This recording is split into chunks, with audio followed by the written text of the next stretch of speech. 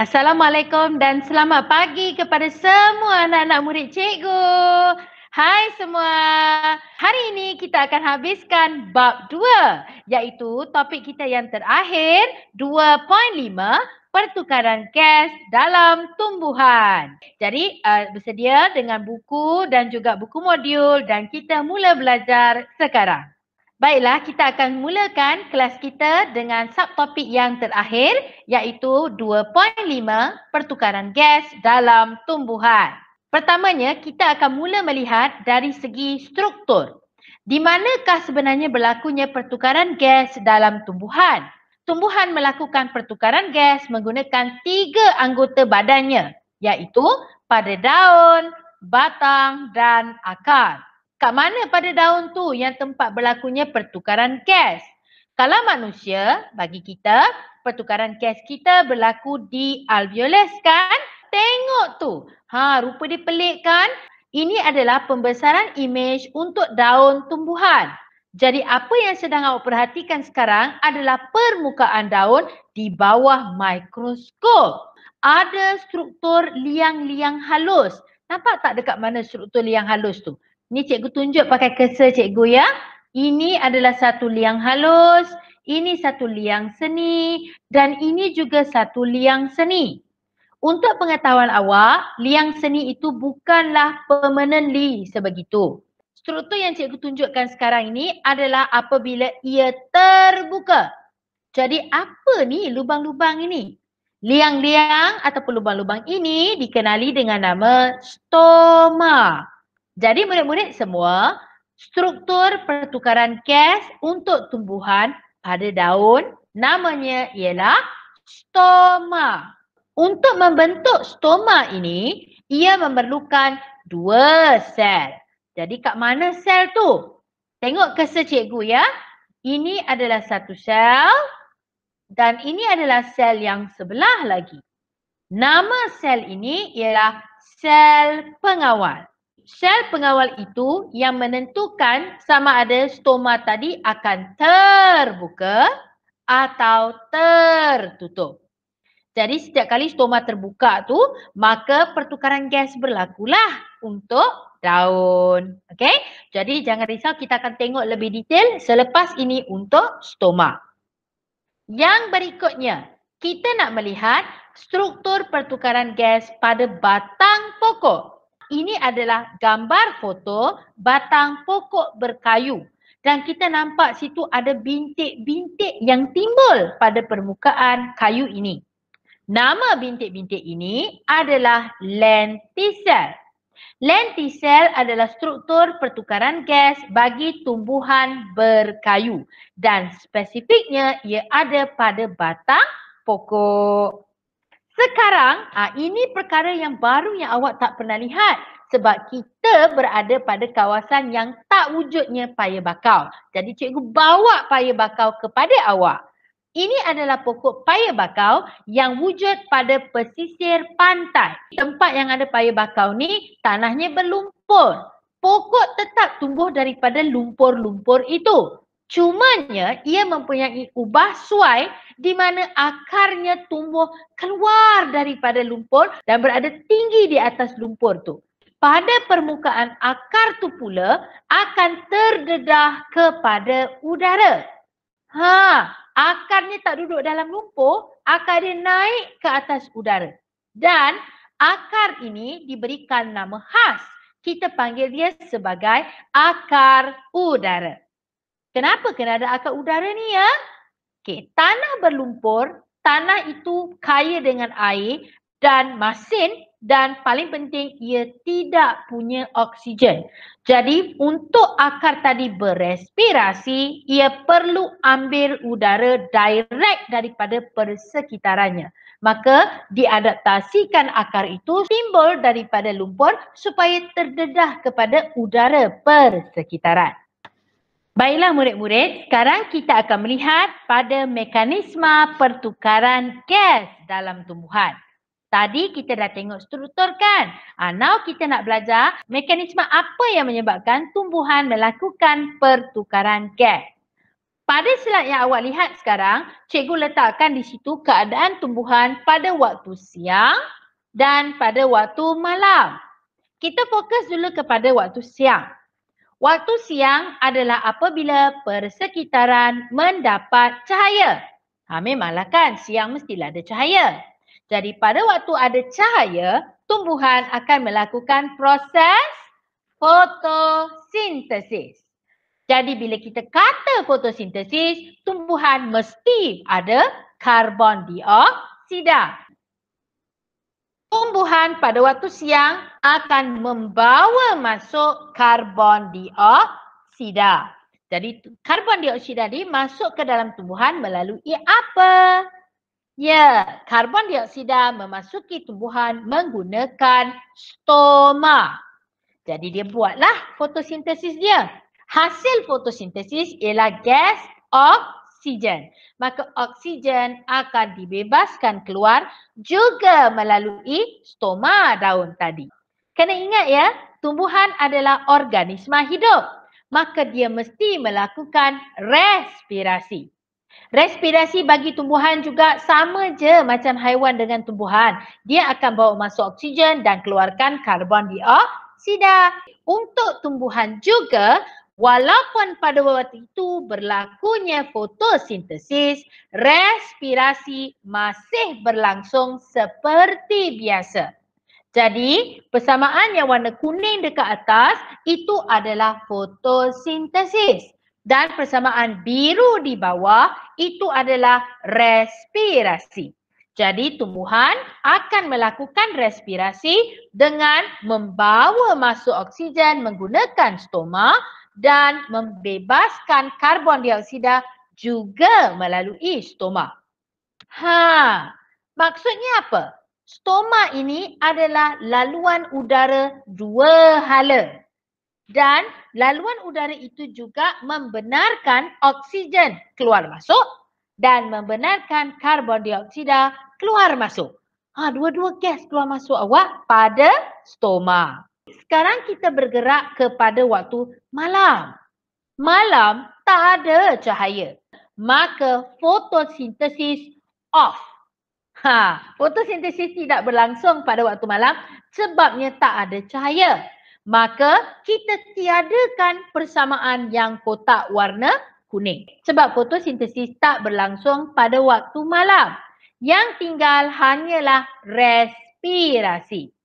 Ingat ya, respirasi berlangsung 24 jam awak. Respirasi tak boleh stop. Kalau stop, matilah kita. So, tumbuhan akan terus melakukan respirasi even pada waktu tiada cahaya. Maka, oksigen akan meresap masuk ke dalam tumbuhan dan hasil respirasi iaitu karbon dioksida akan dibebaskan oleh tumbuhan. Mungkin awak baru sedar pun perkara ini. Jadi ingat ya, waktu siang tumbuhan melakukan fotosintesis dan respirasi, manakala sebelah malam tumbuhan hanya melakukan respirasi. Gambar yang sedang anda lihat ini, cikgu ambil terus daripada buku teks pada muka surat 68. Jadi kalau awak rasa tak nampak pada slide, awak boleh refer kepada buku teks sendiri ya. Okey. Yang awak perhatikan sekarang ialah keratan rentas bagi sehelai daun. Mari kita cuba fahamkan dulu gambar ini. Perhatikan cursor cikgu, right? Yang atas ini namanya epidermis atas. Yang kita nak concentrate adalah yang dekat bawah tu.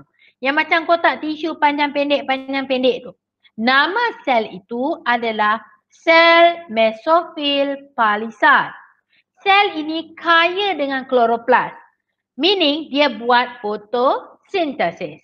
Untuk melakukan fotosintesis, sel mesofil palisade perlu banyak karbon dioksida. Apabila karbon dioksida digunakan dalam proses fotosintesis, kepekatan karbon dioksida di dalam sel menjadi lebih rendah berbanding dengan kepekatan karbon dioksida dalam ruang antara sel. Apa maksud dia ni? Tengok cikgu punya cursor. Yang cikgu tunjukkan sekarang adalah sel mesofil palisade. Yang cikgu tunjuk dengan cursor cikgu sekarang adalah ruang antara sel. Kerana sel mesofil palisat sentiasa melakukan fotosintesis, aras karbon dioksida dalam sel mesofil palisat adalah rendah berbanding kawasan pada ruang antara sel. Jadi kat luar sel tu lagi banyak karbon dioksida lah. Dalam sel sedikit karbon dioksida. Cikgu nak awak tengok statement dekat tepi ni. Saya boleh ingat. Resapan ialah proses pergerakan zarah dari kawasan berkepekatan tinggi ke kawasan berkepekatan rendah.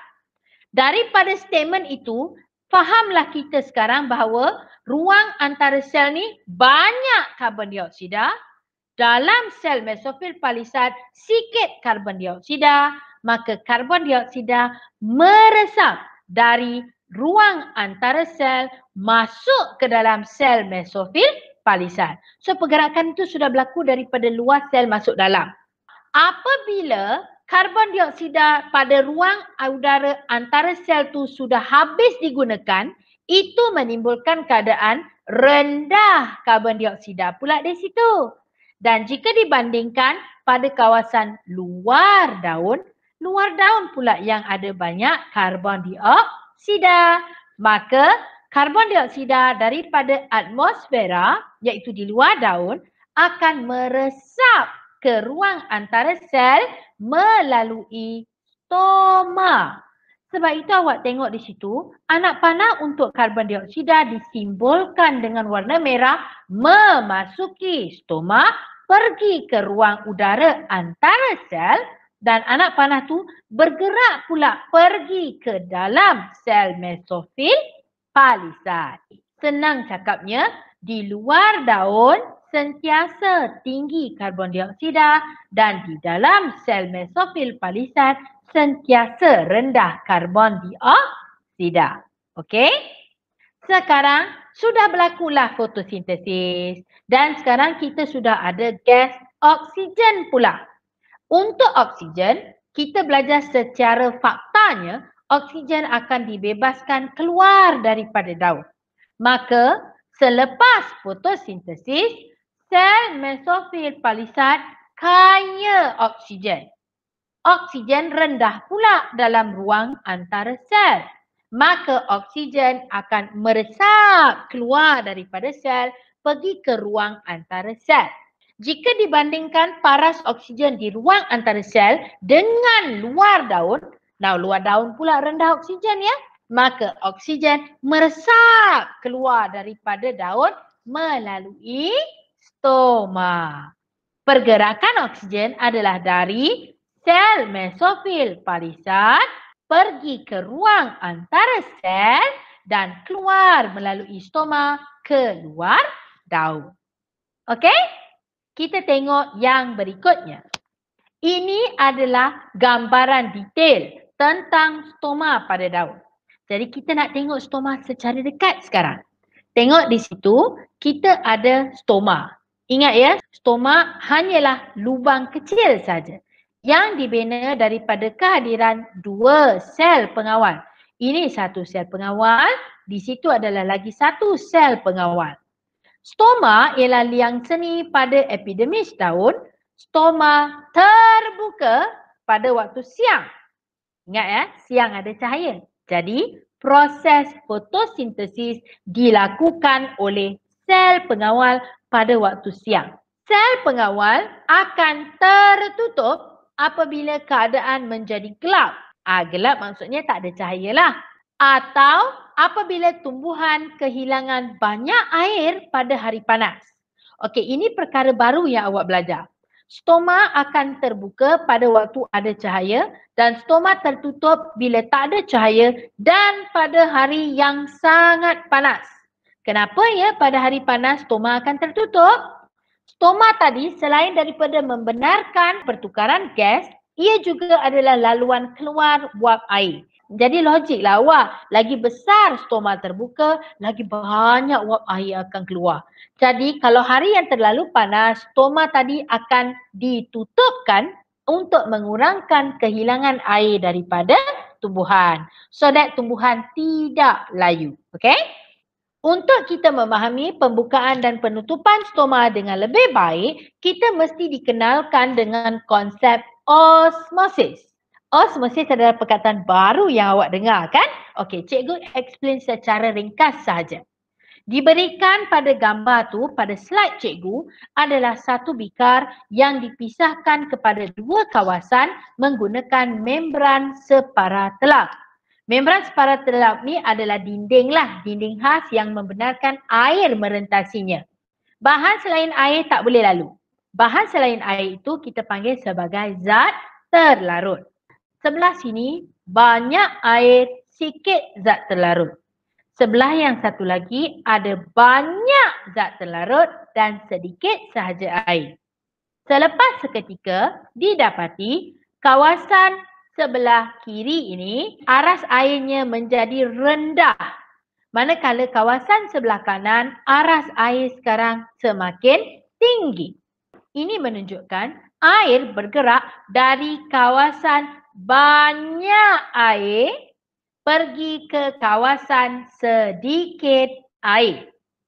Jadi konsep osmosis ialah molekul air bergerak dari kawasan banyak air ke kawasan sikit air merentasi membran separa telap. Ingat ya, pergerakan air dari kawasan yang banyak air pergi ke kawasan yang sedikit air.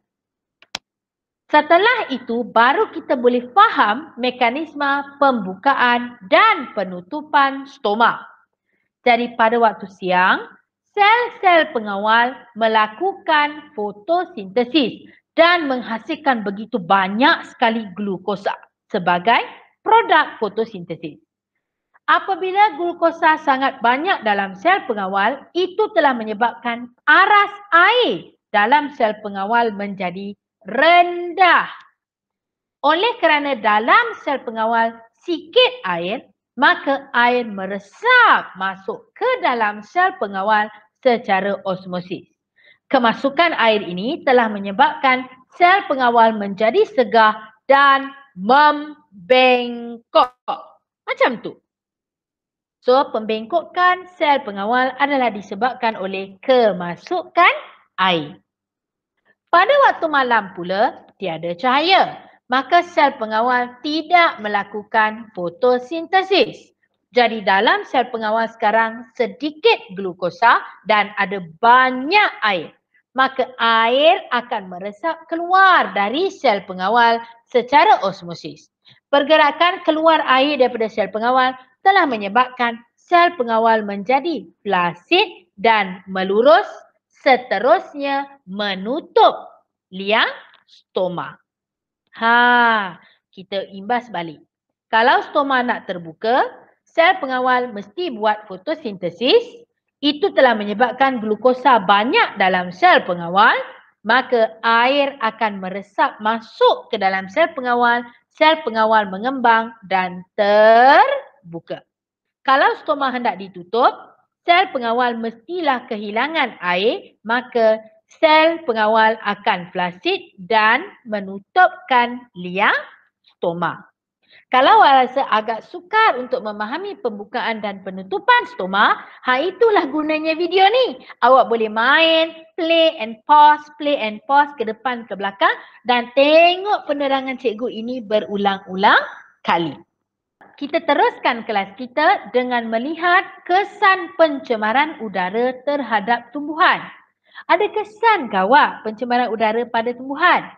Kalau manusia, pencemaran udara akan menyebabkan kita dapat penyakit-penyakit respirasi kan? Kita dah belajar semua tu sebelum ni. Sekarang kita nak melihat kesan jerebu, debu dan habuk terhadap kemandirian tumbuhan. Cikgu imbas semula ya, ulang balik maksud kemandirian. Kemandirian bererti kebolehan tumbuhan untuk terus hidup. Apabila berlakunya jerebu dan debu yang sangat banyak dan habuk yang sangat banyak dalam udara, ia telah mengurangkan keamatan cahaya yang sampai kepada tumbuhan. Apa itu keamatan cahaya, Wak? Keamatan cahaya adalah kekuatan cahaya. Ingat ya, tumbuhan sentiasa perlukan cahaya matahari untuk melakukan fotosintesis. Jadi bila dalam udara tu ada banyak debu, habuk dan jerebu, ia telah menghalang cahaya matahari daripada sampai kepada permukaan daun. Selain daripada cahaya tu kurang sampai pada permukaan daun, jerebu, habuk dan debu ini akan settle, akan terdampar pada permukaan daun dan melapisi permukaan daun. Itu akan menyumbatkan liang-liang stoma. Jadi pertukaran gas tak boleh berlaku sebab dah tertutup lawak dengan habuk dan debu tadi. Apabila cahaya kurang, apabila gas kurang sampai kepada tumbuhan, maka ia telah merendahkan kadar pertukaran gas dan merendahkan kadar fotosintesis. Kesan penurunan kepada kadar fotosintesis seterusnya akan menyebabkan tumbuhan terbantut dan mati. Selain daripada terbantut dan mati, sekiranya tumbuhan itu menghasilkan buah, contohnya buah mangga ataupun buah sawit, pengeluaran hasil tanaman juga akan berkurang. Pencemaran udara juga boleh berpunca daripada asap kenderaan dan asap kilang, yang mana kedua-dua aktiviti manusia itu akan membebaskan gas beresid. Kita dah belajar ya pada tajuk sebelum ni, gas beresid adalah gas sulfur dioksida dan nitrogen dioksida. Sulfur dioksida dan nitrogen dioksida akan melarut dalam air hujan, seterusnya membentuk hujan asid. Jadi apabila hujan tadi turun dan membasahi daun, itu telah menyebabkan sel-sel daun akan rosak dan mati. Selain daripada itu, hujan asid juga akan membasahi tanah, menyebabkan tanah menjadi beresid dan kurang subur. Bukan setakat itu sahaja, hujan asid tadi akan merosakkan pula sel-sel pada akar tumbuhan. Jadi, rosak daun, rosak akar, ini akan menyebabkan kadar fotosintesis menurun, seterusnya hasil pertanian akan berkurang. Maka daripada sini kita dapat perhatikan bahawa pencemaran udara akan menjejaskan kemandirian tumbuhan. Jadi kita mestilah lakukan pencegahan pencemaran udara supaya tumbuh-tumbuhan kita tidak terjejas, lalu akan menyebabkan kita punya bekalan makanan, kita punya bekalan udara akan terganggu. Jadi bagaimanakah cara untuk kita mengawal pencemaran udara? Awak boleh rujuk pada buku teks muka surat 71. Salah satu cara yang telah Malaysia lakukan untuk mengawal pencemaran udara adalah dengan mengharamkan pembakaran terbuka di Indonesia dan Malaysia. Menghadkan bilangan kenderaan bermotor. Maksudnya kita kurangkan penggunaan kenderaan persendirian pada jalan raya. Dan kita juga galakkan penggunaan tenaga alternatif untuk menggerakkan kenderaan, untuk menggerakkan mesin-mesin dengan menggunakan tenaga suria. Jadi kita mengharapkan dengan kaedah-kaedah yang kita telah laksanakan ini, kita dapat kurangkan pencemaran udara supaya manusia tidak terjejas dan tumbuhan boleh terus hidup. Okey, habis tentang tajuk 2.5. Sekarang kita akan tengok pada buku modul, buku B pada muka surat 13. Tengok sekarang. Okey, soalan 1. Gariskan jawapan yang betul tentang pertukaran gas dalam tumbuhan. A. Kepekatan karbon dioksida di dalam sel menjadi apa daripada kepekatan karbon dioksida dalam ruang antara sel semasa sel-sel di dalam daun menjalankan proses apa? Kepekatan karbon dioksida dalam sel menjadi rendah. Menjadi rendah daripada kepekatan karbon dioksida dalam ruang antara sel semasa sel-sel dalam daun menjalankan fotosintesis. Okay, so A settle. Sekarang kita pergi kepada B. Perbezaan kepekatan ini menyebabkan karbon dioksida dari permukaan luar sel meresap ke dalam ruang udara antara sel dalam daun. Okey? So, 1 siap. Sekarang kita pergi kepada nombor 2. Padankan penyataan berikut dengan keadaan stoma yang ditunjukkan. Okey, statement pertama. Berlaku semasa tumbuhan menjalankan fotosintesis. Untuk yang ini, stoma terbuka ke stoma tertutup? Mestilah stoma terbuka.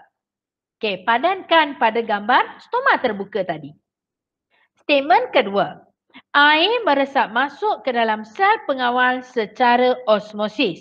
Sel pengawal menjadi segah. Segah tu maksudnya sel pengawal tu kembanglah ya. Jadi untuk statement kedua, ia menunjukkan stoma terbuka. Statement yang ketiga. Berlaku semasa hari panas dan waktu malam. Hari panas, waktu malam. Hari panas, stoma tertutup. Jawapan untuk statement ketiga adalah stoma tertutup. Statement keempat. Air meresap keluar dari sel pengawal secara osmosis. Sel pengawal menjadi flasid. Jadi untuk yang ini, kalau kata flasid, mestilah stoma tertutup. Soalan ketiga. Raja berikut menunjukkan satu aktiviti manusia yang memberikan kesan negatif kepada tumbuhan. A. Apakah fenomena buruk yang berlaku akibat aktiviti itu? Diberikan gambar itu sebuah kilang yang membebaskan begitu banyak asap lah ya.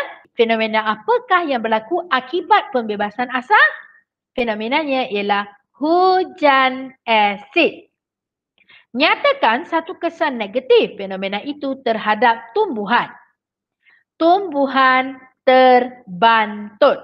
Terbantut tu maksudnya dia tidak boleh membesar dengan sihat. Pergi kepada muka surat 14 sekarang. Kita akan menjawab soalan pada sudut kebat. Kata sudut kebat ni dia susah sikit lah soalan dia. Tak apa. Cikgu temankan awak untuk jawab. Sebuah kilang simen dibina berdekatan sebuah ladang kelapa sawit. Kilang itu membebaskan banyak asap dan debu ke udara di kawasan tersebut setiap hari. Bagaimanakah pembebasan asap dan debu memberi kesan kepada hasil tanaman kelapa sawit? Terangkan. Okey, dalam soalan ni dah bagi kita begitu banyak clue. First, dia cerita pasal kilang. Kedua, dia ceritakan banyak asap, banyak debu yang dibebaskan. Ketiganya adalah asap itu dibebaskan setiap hari. Jadi kembali kepada kesan jerebu dan debu yang kita tengok dalam slide tadi. Sila tulis ya. Hasil tanaman sawit berkurang. Asap dan debu telah menutupi permukaan daun. Ini menyebabkan keamatan cahaya yang sampai ke daun menjadi rendah. Stoma pula tersumbat dengan habuk. Ini menyebabkan pertukaran gas pada stoma terganggu. Kadar fotosintesis menurun dan menjejaskan penghasilan buah sawit. Menjejaskan tadi tu kita dah ceritakan awal ayat. Kita kata hasil sawit menurun. Okey? Tak adalah susah sangat bila kita dah faham cerita dia. Kita pergi kepada sudut pisah dan tim. Unit kecemasan di sebuah hospital menerima seorang pesakit yang ditikam di dadanya. Luka tikaman menyebabkan dada pesakit berlubang. Dada dia berlubang. Walau bagaimanapun, jantung, peparu tidak terjejas. So tak ada lubang pada jantung, pada peparu. Hanya pada dadanya. Apakah yang akan berlaku kepada pesakit itu? Awak disuruh memilih sama ada nak tik kotak pertama atau kotak kedua. Yang mana satu jawapan kita? Jawapannya ialah dia mengalami kesukaran bernafas. Okay, kita kena explain sekarang. Macam mana bila dada berlubang, orang tu akan susah untuk bernafas. Okey, kita imbas kembali mekanisme pernafasan. Untuk mekanisme pernafasan berlaku, sebenarnya kita memanipulasikan tekanan udara dalam rongga toraks. Yang mana rongga toraks tu mesti tertutup kan? Dan kita ada diafragma dekat bawah. Sekarang soalan ini memberitahu kita bahawa dada itu berlubang. So bila berlubang, ia bukan lagi tempat yang tertutup. Basically kita boleh kata rongga toraks kita bocor lah. Bila bocor, tekanan udara dalam rongga toraks sekarang menjadi sama dengan dekat luar. So akan berlaku masalah pernafasan di situ. Jawapan dia ya. Untuk tarikan dan hembusan nafas berlaku, tekanan udara dalam rongga toraks mesti boleh dimanipulasi. Jika ada lubang pada dada, tekanan udara di dalam rongga toraks menjadi sama dengan tekanan atmosfera. Maka pesakit sukar bernafas. Habis. Okey? Dengan itu, tamatlah sudah kita pada pembelajaran bab 2 respirasi. Seronok kan bila kita dah habis belajar? Alhamdulillah. Okey, jadi selepas ini kita akan masuk pada tajuk yang baru, kita masuk bab baru yang lebih seronok lagi. Jadi, selalulah tengok cikgu punya video supaya awak boleh catch up dengan pembelajaran walaupun kita berada di rumah. Terima kasih semua kerana menonton video cikgu. Kita jumpa lagi pada kelas yang akan datang. Terima kasih semua. Bye.